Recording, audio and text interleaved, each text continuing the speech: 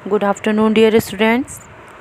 बच्चों, हमारी आज की क्लास में आपका चैप्टर जो कैदी और कोकिला था उसके प्रश्नोत्तर हम जो है अपने नोटबुक में लिख रहे थे। तो उसका क्वेश्चन नंबर 3 तक हमारा कंप्लीट हो गया था। आज हमारा क्वेश्चन नंबर 4 जो है वो जो है उसको मैं आपको समझाऊंगी। देखिए क्वेश्चन नंबर 4 क्या है। कविता के आधार पर पराधीन भारत की जेलों में दी जाने वाली यंत्रणाओं का वर्णन कीजिए। मतलब इस क्वेश्चन में ये कहना चाह रहे हैं कि जब हमारा देश पराधीन था, जब हमारा देश अंग्रेज़ों के हवाले था, यानी जब हमारा देश अंग्रेज़ों का ग़ुलाम था, तो हमारे देश में जो था भारत में जो लोग जेलों में होते थे, जो स्वतंत्रता सेनानी जेल में होते थे, उनको क्या क्या यंत्रणाएं दी जाती, यानी क्या क्या उनको यातनाएं दी जाती थी, उन्हें किस प्रकार से परेशान किया जाता था। तो इसका उत्तर देखिए बच्चों, सुनिए।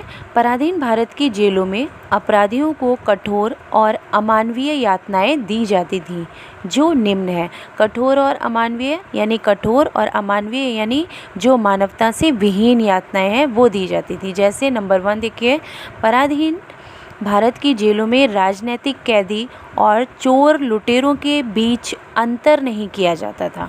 यानी वो चोर हैं, लुटेरे हैं और जो भारतीय सेनानी हैं, जो हमारे स्वतंत्रता सेनानी हैं, उनको एक ही जैसी सज़ा दी जाती थी और एक ही कालकोठरी में बंद करके रखा जाता था। यानी उनमें कोई अंतर नहीं होता था। अन्य अपराधियों की भांति 10 फुट की अंधेरी कोठरी में और चोर और लुटेरों के साथ ही रखा जाता था।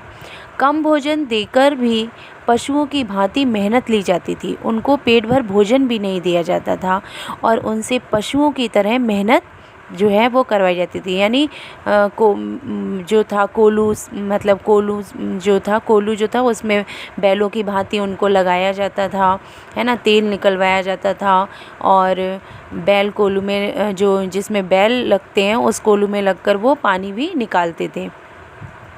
अनेक यातनाओं और अत्याचारों के होने के बावजूद भी उन्हें गालियां भी मिलती थीं। यानी हमारे इस चैप्टर में वो बता रहे हैं कि इतने सब कुछ अत्याचार सहने के बाद भी इस क्वेश्चन में, उसके बावजूद भी उन्हें अंग्रेज सैनिकों से अनेक प्रकार की गालियां भी सुननी पड़ती थी। बच्चों, ये तो हमारा क्वेश्चन नंबर 4 था। अब क्वेश्चन नंबर 5 है, जो देखिए 5 क्वेश्चन नंबर में क्या है, भाव स्पष्ट कीजिए। यहाँ पर कुछ पंक्तियाँ दी गई हैं जिनमें आपको क्या करना है, भाव स्पष्ट करना है। क्वेश्चन नंबर 5 में भाव की पंक्ति देखिए, जो का पंक्ति है उसको देखिए। मृदुल वैभव की रखवाली सी कोकिल बोलो तो, यानी मृदुल वैभव की रखवाली सी कोकिल बोलो तो, इस पंक्ति का आपको क्या करना है, भाव स्पष्ट करना है। तो बच्चों, प्रस्तुत पंक्ति का भाव यह है कि कोयल का स्वर अत्यंत मधुर होता है, परंतु वह रात को यानी रात्रि को चीख कर अपने मीठे स्वर की रक्षा करने के स्थान पर उस वैभव को नष्ट कर रही है।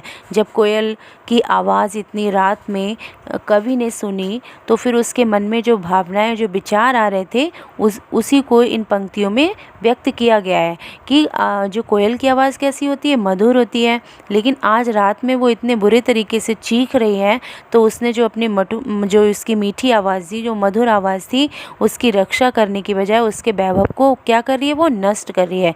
यानी कोयल जो होती है वो कभी भी, हम कहते हैं कि कभी भी वो बेसुरी नहीं होती, यानी उसका स्वर इतना मधुर होता है और आज वो कोयल जो है वो ऐसे चीख रही है, तो कवि ने उसका कवि के कानों में जो उसका स्वर जो है वो मतलब बहुत ज़्यादा उसका तीखा स्वर जो है वो चुभ रहा है। तो उसी के लिए कवि कहता है कि जो कोयल जिसका स्वर जो है वो अत्यंत मधुर होता है, परंतु आज वह रात्रि को चीख कर अपने मीठे स्वर की रक्षा करने के स्थान पर उस वैभव को नष्ट कर रही है। कई तरह के भयानक कष्टों के बीच जब कोमल, सुकुमार, मधुरता से पूर्ण कोयल की वाणी सुनाई पड़ती है तो सारे कष्ट दूर हो जाते हैं। यानी अगर हम परेशान हैं, हमें कोई कष्ट भी है, लेकिन अगर हम कोयल की आवाज़ सुन लेते हैं तो वो कष्ट हमारे सब दूर हो जाते हैं। यानी हम आनंदित होते हैं, हमें उसकी आवाज़ इतनी मीठी, इतनी मधुर लगती है कि हम खुश हो जाते हैं, अपने सारे परेशानियों और सारे कष्टों को जो है भूल जाते हैं। कवि के अनुसार कोयल की यही विशेषता है कि उसे सर्वाधिक मृदु वाणी युक्त पक्षी बनाती है, यानी उसकी आवाज़ इतनी मधुर होने के कारण ही तो उसे जो है वो सबसे मीठी आवाज़ वाले पक्षियों में पक्षी जो है वो उनमें गिना जाता है। कवि को कोयल से लगाव प्रतीत होता है कि मृदुलता से पूर्ण वाली कोयल को अंततः उससे क्या कहना है, यानी कोयल की इतनी तीखी आवाज़ सुनकर कोयल की जो उसका वैभव है, यानी मीठी आवाज़ का जो वैभव है, उसको सोचता हुआ कवि कहता है कि आज ऐसा क्या हो गया है कि जो कोयल जो है वो इतने बेसुरी आवाज़ में चीख रही है। मुझे लग रहा है कि कोयल जो है वो मुझसे कुछ कहना चाहती है। वो क्या कहना चाहती है? तभी वो पूछ रहा है कि कोयल बोलो तो, या कोकिल बोलो तो, यानी कोकिल तुम मुझसे क्या कहना चाहती हो, मुझे बताओ। तो लास्ट में बच्चों यही कहना है कि कभी को यही लग रहा है कि कोयल भी अंग्रेज़ों के अत्याचारों को देखकर जो है वो बावली हो गई है, पागल हो गई है और शायद वो इसी वजह से जो है वो अपनी मधुरता को भूल गई है और बुरे तरीके से वो चीख रही है। और लास्ट में कवि जो है वो यही पूछ रहा है कि कोकिल बोलो तो, यानी तुम इतनी रात में क्यों चीख रही हो, कोकिल यानी कोयल बोलो तो बच्चों ये तो हमारा जो क्वेश्चन नंबर 5 का खंड का जो था वो मैंने उसको जो भाव स्पष्ट करना था मैंने आपको एक्सप्लेन कर दिया है।